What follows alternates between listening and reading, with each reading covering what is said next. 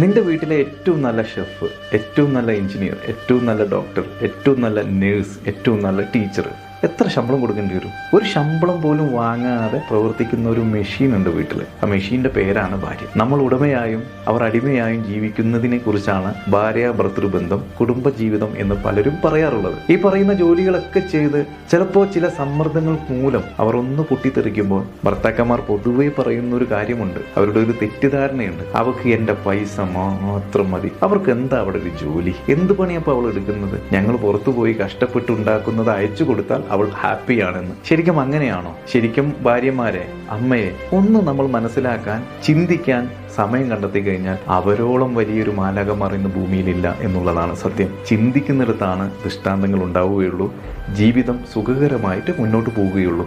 അപ്പോൾ പരസ്പരം മനസ്സിലാക്കി ജീവിക്കാൻ എല്ലാവർക്കും സാധിക്കണം. Download ShareChat.